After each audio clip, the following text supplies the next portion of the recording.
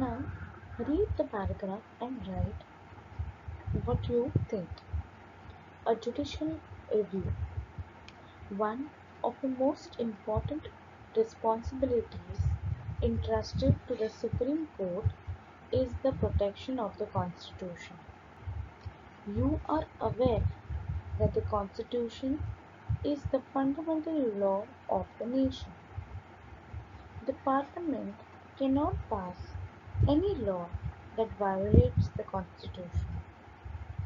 Every act or policy made by the executive should also be consistent with the Constitution. If any law passed by the legislature or any act of the executive violates any provisions of the Constitution, the said law or act is declared illegal and struck down by the court. This power of the court is known as judicial review. So, do you think that should the court have such a right? You can think and let me know when we have our live class. Now we move on to the functions of the High Court. The function of the High Court is to supervise and maintain control over the lower courts in its jurisdiction. Authority to give orders to protect fundamental rights. The governor seeks the advice of the High Court while appointing the judges in the district courts. Okay, so these are some of the functions of the High Court: is to supervise and maintain control over the lower courts. It has the authority to give orders to protect the fundamental rights of the citizen, and the governor also seeks advice from the High Court while appointing judges in the district courts. Okay, see this example. The court had asked candidates contesting elections to declare their property and income details and educational qualifications through an affidavit. The aim was to ensure that the voters will vote on the basis of accurate information about the candidates. Is this not an attempt to make our election process more transparent? Okay, do you feel this process makes the election process more transparent? Yes, I feel that this makes the election process more transparent because we have proper and clear information about the candidates contesting for elections. Are there any more such orders from the court with respect to this subject? Find out more on this. Okay, so you can take this as an activity to find out if there are such orders from the court with respect to the subject. And what is the subject is to find out about the candidates contesting the elections.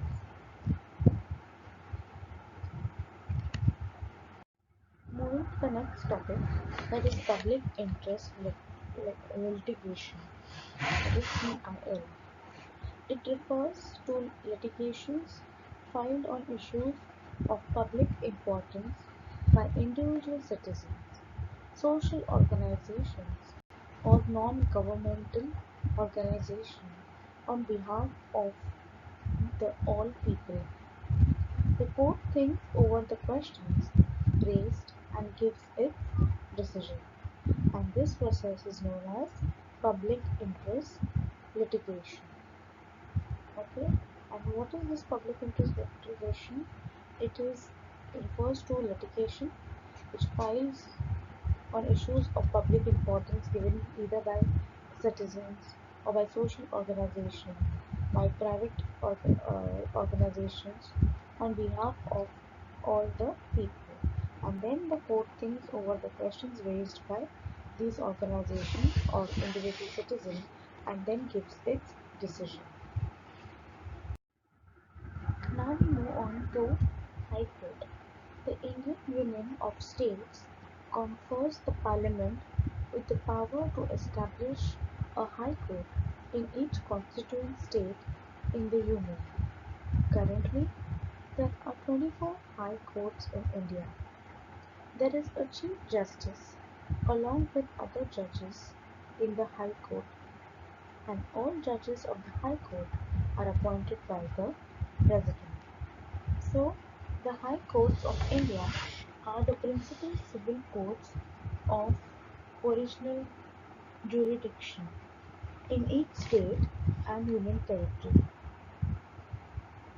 However, a High Court exercises its original civil and criminal jurisdiction only if the subordinate courts are not authorized by law to try such matters.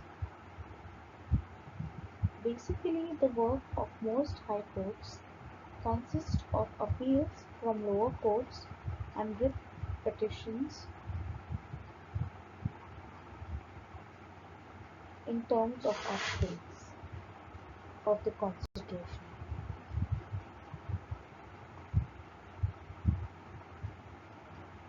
The judges of the High Court are appointed by the President of India in consultation with the Chief Justice of India and the Governor of the states.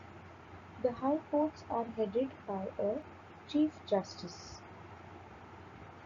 The number of judges in a court is decided by dividing the average institution of main cases during the last 5 years by the national average. Coming to our Bombay High Court, as you can see in the picture,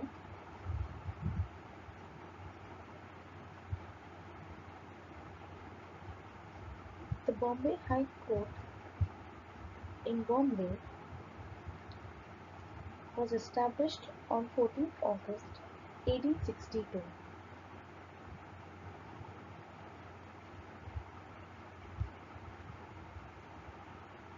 The total number of judges in the Bombay High Court, the total strength is 94, and the Chief Justice of a Bombay High Court is Deepankar Datta.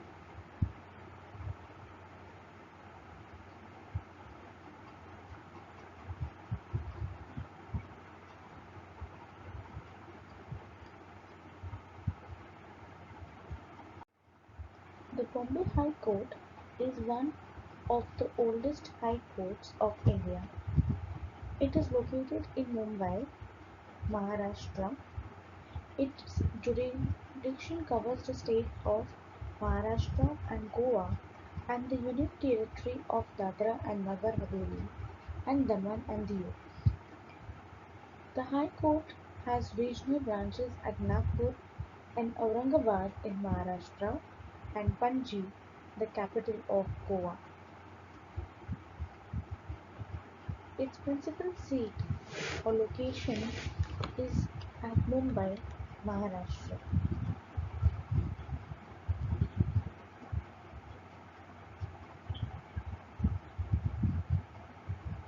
The first Chief Justice, the Attorney General and Solicitor General of independent India were from this court.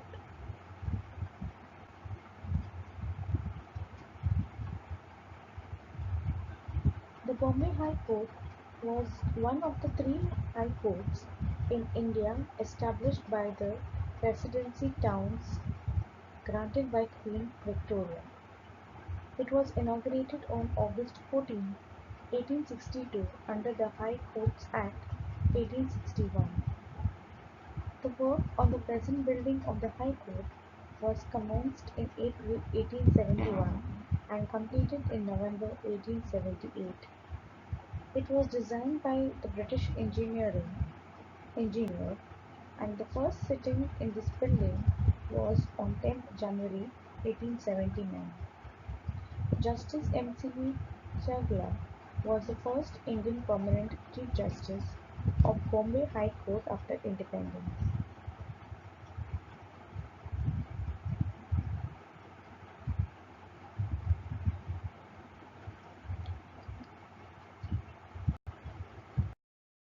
Now do it. This is another activity which you can find out. The Bombay High Court's jurisdiction covers the states of Maharashtra and Goa and the Union Territories of Dadra and Nagar Haveli and Daman and Diu. Find out two other such examples where the High Court has jurisdictions over more than one state. Okay, you can find out.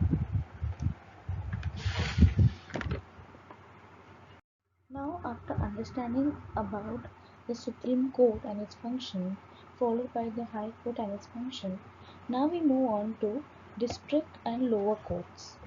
These are courts at the district and tahsil, that is the taluka level. The people generally go to these courts. Every district court has one district judge. The branches of law in India. There are two main branches of law. One is the civil law and one is the criminal law. So now we will be understanding the two branches of law in India and its differences. And the two main branches of law are the civil law and the criminal law. So the civil law, this law deals with conflicts which affect or interfere with the rights of a person. Okay, this law, civil law, refers to the law which deals with conflicts which affects or interferes with the right or rights of a person as a citizen. For example, conflicts regarding land and property, rent agreement, divorce, etc. After filing a petition in the relevant court, the said court gives a decision. Okay, so this is what a civil law is. Okay, it deals with the conflicts which affects or interferes with the rights of a person. A criminal law is where serious crimes are dealt under criminal law. For example, theft, robbery, dowry, murder, etc. In these cases, the first step is to file a first information report known as FIR. So FIR means first information report, and criminal law are the serious crimes that are dealt under criminal law, for example, theft, robbery, dowry, murder, etc. And the first step is to file a first information report known as FIR with the police.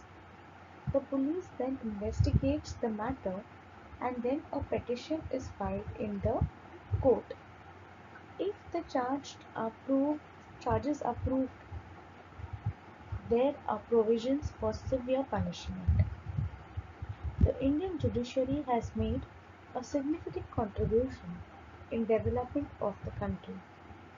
Common people have a lot of respect and trust in the judicial system. The judiciary of India has protected individual freedom, the federal system, and the Constitution of India. Courts have played an important role in strengthening the democracy in India. So here we have seen the two branches of law. One is the civil law, which deals with issues related to personal rights of the people, and criminal laws are which deals with serious laws or serious crimes like robbery, dowry, murder, etc. And here in this cases, the first step is to file an FIR, and then the police investigates the matter. And then if the petition is proved is filed in the court and if the charges are proved, then the provisions are for severe punishment.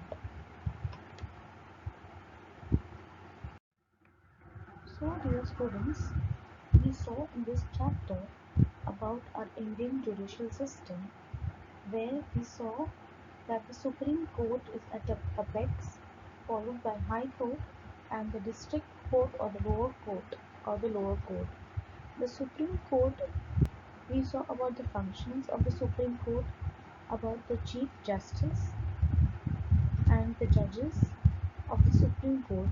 We also understood about the functions of the Supreme Court, followed by the High Court too. And then we saw about the lower court and the two branches of law, that is the civil and the criminal law. Okay, hope you have understood the lesson. Have a nice day. Thank you, guys.